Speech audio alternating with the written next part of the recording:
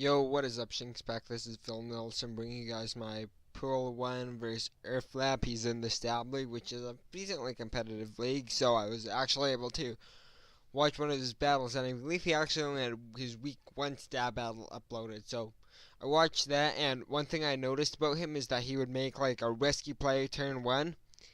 I'll let you go see it for yourself, but what it was is he stayed in with his Darkrai against Mega Diancie to set up a nasty plot, knowing that the Mega Diancie was probably just going to go for Stealth Rock. So knowing that he can make aggressive risks like that, I need to play around that and try and capitalize on it.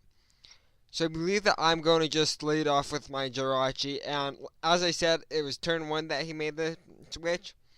So I could see him going for a pursuit here, because in my eyes it's a 50-50.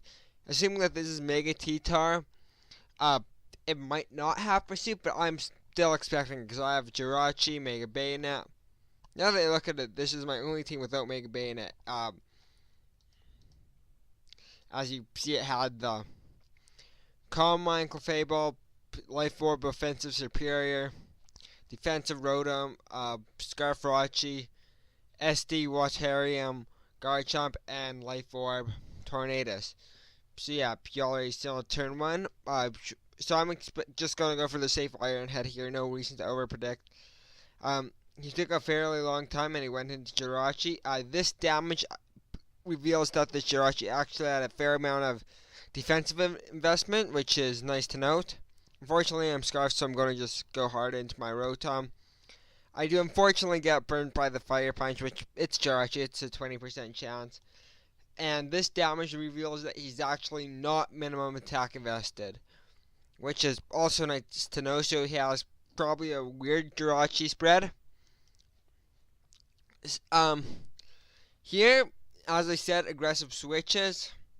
I could have volt switched, but that could have brought in the Landorus T, which I have ways on my team of handling, but it still just wouldn't be good if he had Z Stone Age or whatever. So I'm just going to go for the Will-O-Wisp. Unfortunately, brings in the Florges. Had I gone for the Volt Switch, it would have revealed to me that this Florges has a fair amount of... It would have revealed to me more of the Florges' spread, but oh well.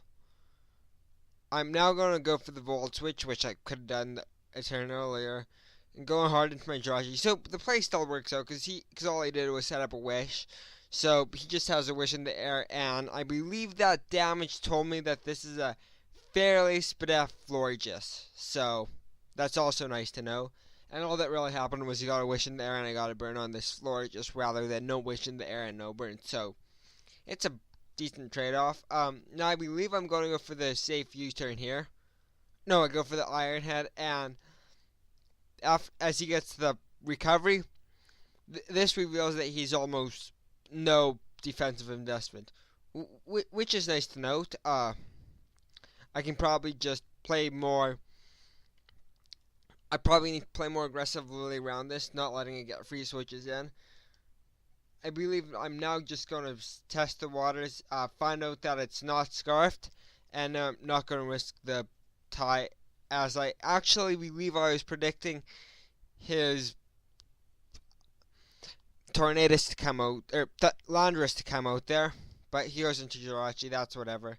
I get a crit here, which is kind of unfortunate. Reveals that he actually has Spadef investment too. And he just goes Florges, and I'm going to just go for another Leaf Storm.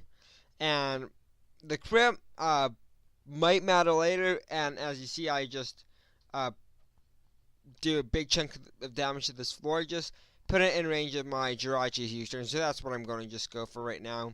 So as I said earlier, I calc that this was a Spadef Florges, which was an easy U-turn. If he was Fizdef, he might have lived that. So I'm just going to go into Tornadus. And I don't want to get my defense lowered from Superpower, and I don't want to miss a Hurricane, so I calced it. And Heat Wave should kill unless he's some sort of crazy Assault Vest spread, because as I calculated earlier, he was offensive.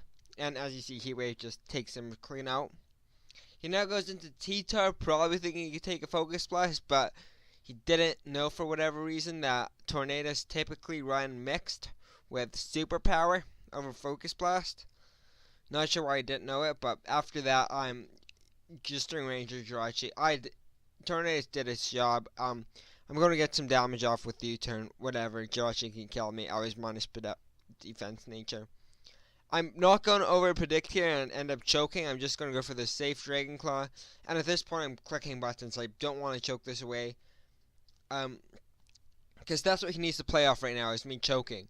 I'm going to go for the Hydro Vortex, do a fair amount of damage as he just goes for the U-turn, thinking that he could outspeed me maybe. I'm not entirely sure. He's going to go into High Dragon, and I'm just going to sack off my Garchomp. No sense him going for a Flash Cannon and catching my Clefable, which could create issues. So I'm just going to let my Garchomp go down, and I'm not choking this away. I'm not going to set up Calm Mind or whatever. I'm just going to go straight for the bah. Sorry, it's lagging. So yeah, he went into Landorus, and I'm just going to go straight for the Moonblast. Not messing around with this thing. Hydreigon can come back out and click Flash Cannon if it wants. As you see, that's at 60%, but it doesn't matter since I can clean out with Clefable. So yeah, that was the game. Calyx did a big number for me, but in then I was mostly just clicking buttons, and it worked out for me. Garchomp and Tornadus did really good this game. Yeah, peace!